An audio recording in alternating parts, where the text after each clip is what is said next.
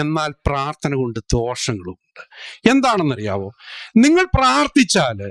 നിങ്ങൾ പ്രാർത്ഥിക്കുമ്പോൾ ഒരു ദൈവം, ഒരു അദൃശ്യ ശക്തി നിങ്ങളുടെ പ്രാർത്ഥന സാധിച്ചു തരും എന്ന ഒരു ആശ്രയ ബോധം നിങ്ങളിൽ ഉണ്ടാകുമ്പോൾ, നിങ്ങൾ ചെയ്യേണ്ട പ്രവൃത്തികളിൽ പോലും അത് വേണ്ട വിധം പ്രവർത്തിക്കാതെ നിങ്ങളെ ഉദാസീനരാക്കുന്ന ഒരു പ്രശ്നം അവിടെ ഉണ്ടാകും. കാരണം നിങ്ങൾ കരുതി വെച്ചിരിക്കുന്ന ദൈവം ആകാശത്തുണ്ട്, ദൈവം നിങ്ങളുടെ കാര്യങ്ങൾ സാധിച്ചു തരും എന്ന് നിങ്ങൾ അടിയുറച്ച് വിശ്വസിക്കുമ്പോൾ ആ ആശ്രയബോധം നിങ്ങളിൽ ഉണ്ടാക്കുകയും ആ ആശ്രയബോധം നിങ്ങളെ ഉദാസീനരാക്കുകയും ചെയ്യും. ഇനി അത് മാത്രമല്ല, പ്രാർത്ഥിച്ചിട്ട് നിങ്ങൾക്കത് ഫലിക്കുന്നില്ല എങ്കിൽ, ഇപ്പൊ നിങ്ങൾ പ്രാർത്ഥിച്ചാൽ ഫലിക്കുമെങ്കിൽ എല്ലാം ലഭിക്കട്ടെ എന്നൊരൊറ്റ പ്രാർത്ഥന പ്രാർത്ഥിച്ചാൽ മതി. ജീവിതകാലം മുഴുവൻ പ്രാർത്ഥിച്ചുകൊണ്ടിരിക്കേണ്ട. നിങ്ങൾ ജീവിതകാലം മുഴുവൻ പ്രാർത്ഥിക്കുന്നതും നടക്കാത്തത് കൊണ്ടാണ്. അല്ലെങ്കിൽ നിങ്ങൾ പിന്നെ ഇങ്ങനെ നിരന്തരം പള്ളിയിൽ പോയി അമ്പലങ്ങളിൽ പോയി നിരന്തരം പ്രാർത്ഥിച്ചുകൊണ്ടിരിക്കുന്ന ഒറ്റ പ്രാർത്ഥനയോടെ നിങ്ങളുടെ എല്ലാ പ്രശ്നങ്ങളും തീരും.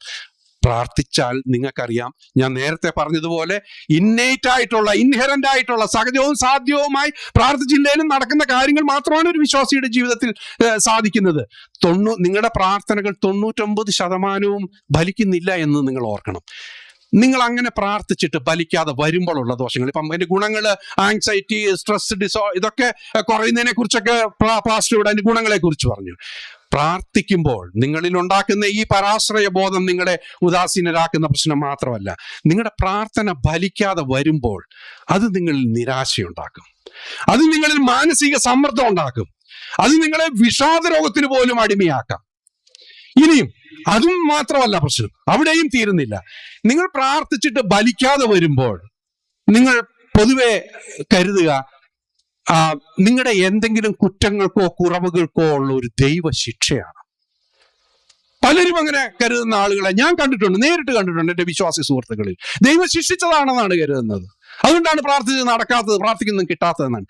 അത് നിങ്ങളിൽ ഉണ്ടാക്കുന്ന ഒരു ഗിൽറ്റ് ഫീലിംഗ് ഉണ്ട്.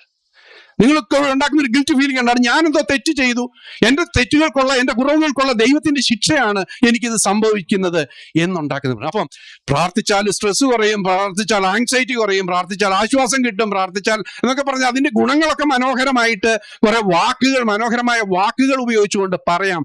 പക്ഷെ യാഥാർത്ഥ്യം എന്താണ്? പ്രാർത്ഥിച്ചിട്ടും നിങ്ങൾക്ക് കാര്യങ്ങൾ നടക്കാതെ വരുമ്പോൾ നിങ്ങളെ നിരാശയിലും നിങ്ങളെ മാനസിക സമ്മർദ്ദത്തിലും നിങ്ങളെ വിഷാദത്തിനും അടിമയാക്കുകയാണ് ചെയ്യുന്നത്.